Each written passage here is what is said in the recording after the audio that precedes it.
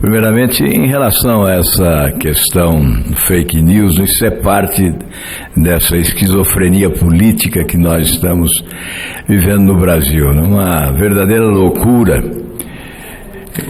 Esse radicalismo absurdo que há, a utilização de robôs, enfim, eu creio que mais importante é destacar a parte do discurso de Vossa Excelência que abordou o corte de recursos em duas áreas essenciais, saúde e educação.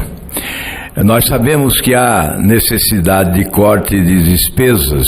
Eu próprio sempre advoguei um limitador emergencial de despesas, a exemplo do que fez Angela Merkel em 2008 na Alemanha, quando defrontou-se com a desarrumação das contas públicas naquele país e instituiu um limitador emergencial de despesas da ordem de 3% do produto interno bruto da Alemanha.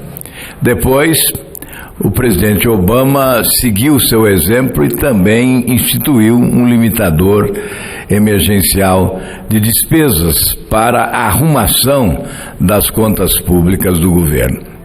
Enfim, mais do que nunca há necessidade de se fazer isto aqui no Brasil.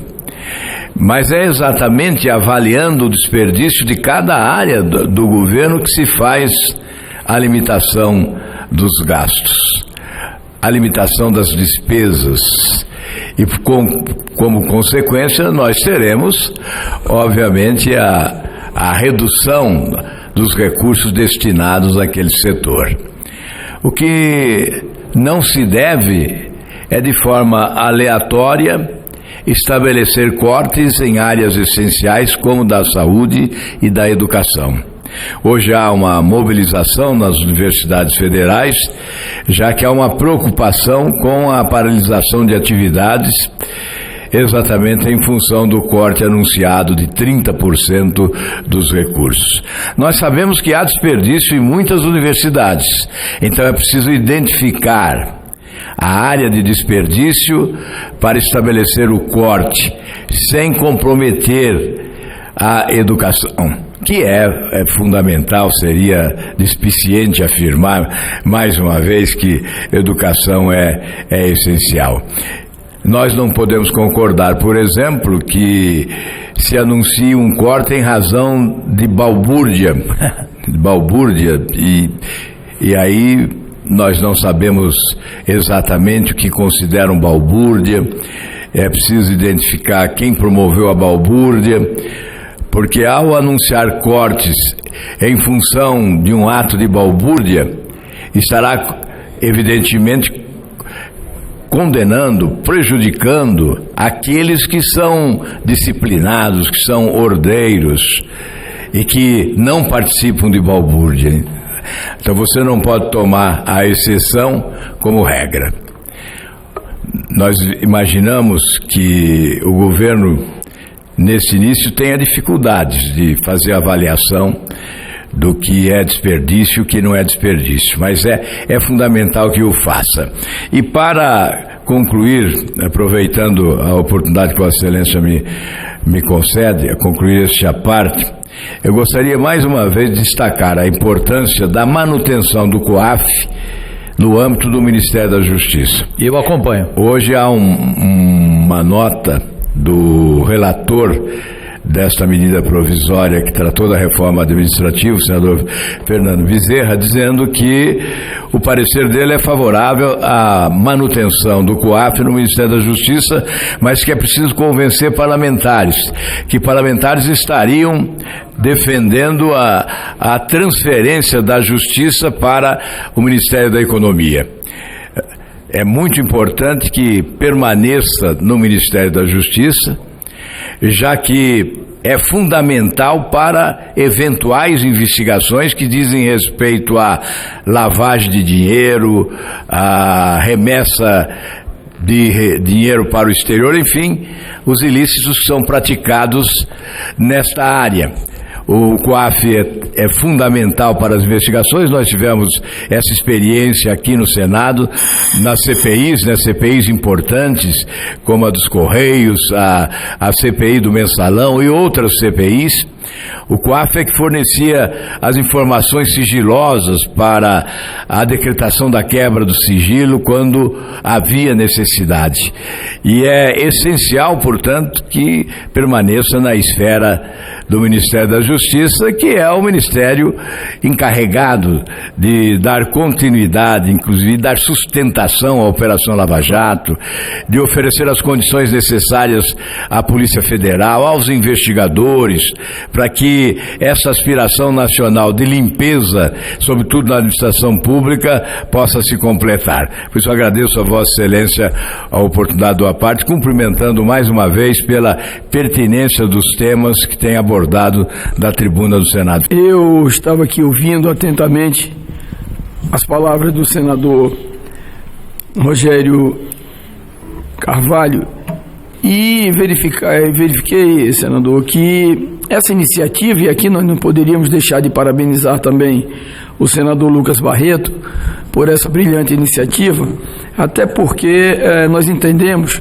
que numa ação transversal entre os estados da Amazônia e os estados do Nordeste, com essa representação maiúscula de senadores, de 48 senadores, nós poderemos, na verdade, fortalecer todas essas ações, porque nós entendemos que do meu estado, lá no setentrional brasileiro, no hemisfério norte, praticamente nós temos 2/3 do nosso estado no hemisfério norte, inclusive a sua capital. A gente verifica que, por essa falta de integração, nós temos dificuldades enormes de fazermos exatamente esse cruzamento de informações para o gerenciamento das riquezas que são abundantes.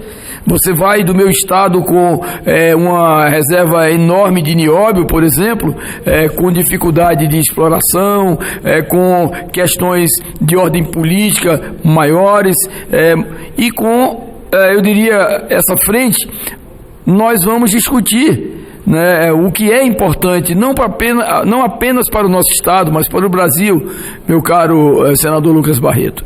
Eu diria que essa frente, ela já nasce maiúscula, porque é o interesse individual nos estados que se agrupam nos interesses maiores pela nossa nação.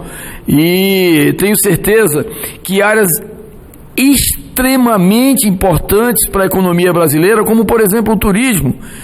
Por que não falar que com essa integração e projetos que sejam projetos densos, nós possamos, na verdade, fazer com que essa transversalidade de turismo da região amazônica, que obviamente é cobiçada pelo planeta, com as riquezas e as belezas magníficas da região Nordeste, não possa também ser, apenas dando um exemplo, ser um desses indicadores que essa união vai fortalecer realmente o Norte, o Nordeste e, consequentemente, o Brasil. Portanto, Vossa Excelência sempre se coloca de uma forma muito própria, cartesiana, mas com informações que só enriquecem, na verdade, a cada um de nós, mostrando para a nação que nos assiste nesse momento, através da televisão, da rádio, enfim, da internet, a importância que os parlamentares dão a essas questões de alcance nacional. Portanto, essa frente, ela é muito bem-vinda e tenho certeza que ela será, na verdade, referência para se criarem frentes para outras regiões também. Parabéns, senador. Obrigado. Senador Lucas Barreto, quer uma parte?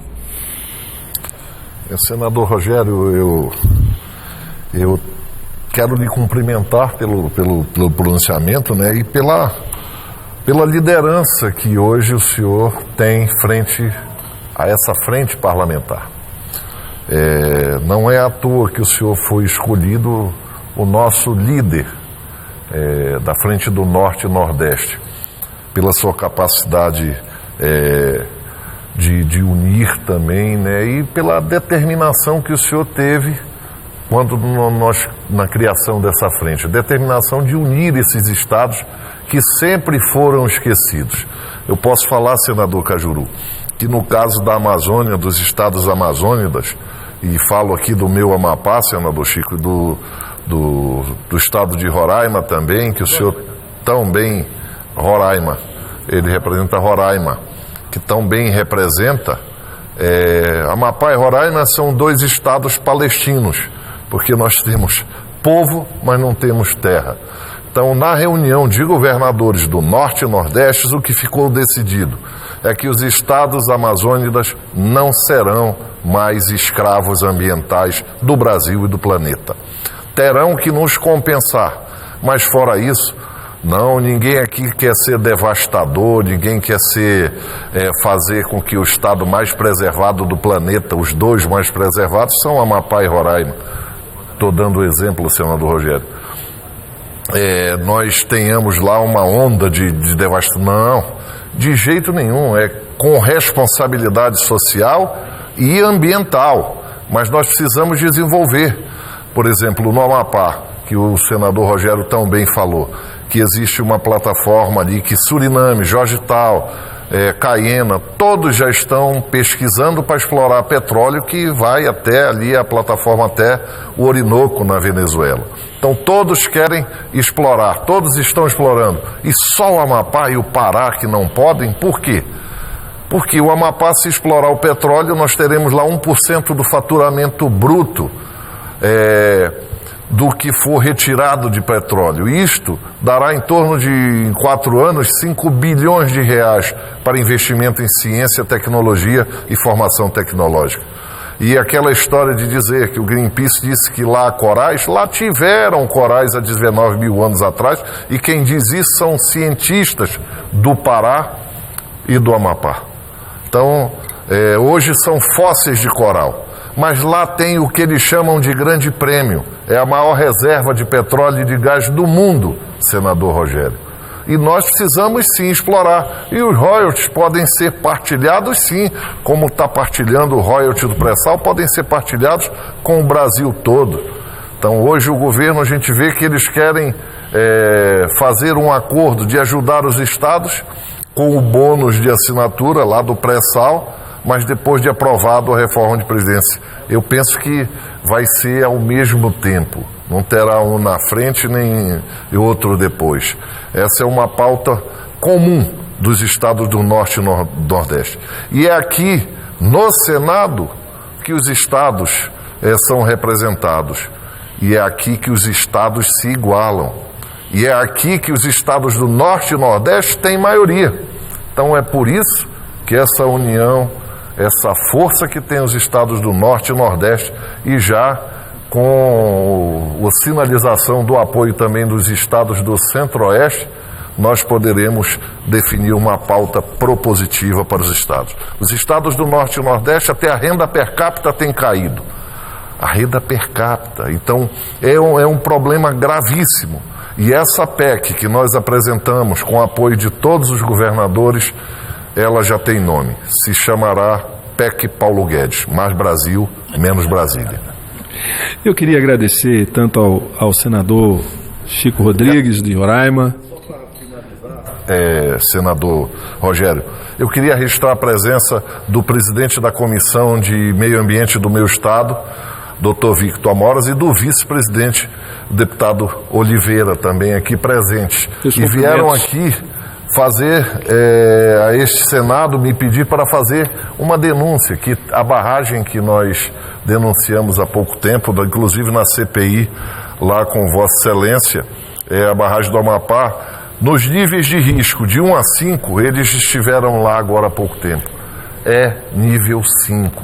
Então está para acontecer um desastre de grandes proporções se o Ministério Público Federal, se o Ministério do Meio Ambiente não tomarem providências. E isto foi dito também, não é por nós só, que eles visitaram em loco, mas segundo o geólogo da Bidel, que é uma empresa que está lá do lado. Então há 5 anos essa barragem está abandonada. E detalhe, lá nós temos 3 hidroelétricas nesse rio, que é no Rio Araguari, que fornecem energia para cá, para o Norte e Nordeste. Então, se houver, são 38 milhões de metros cúbicos de rejeito. Só que ainda tem 2 barragens a montante de água. Só Nessa semana no Amapá choveu 300 milímetros. Imaginem o risco como está. Então, obrigado pela parte, senador, e fica aqui o registro também dos deputados estaduais. Eu queria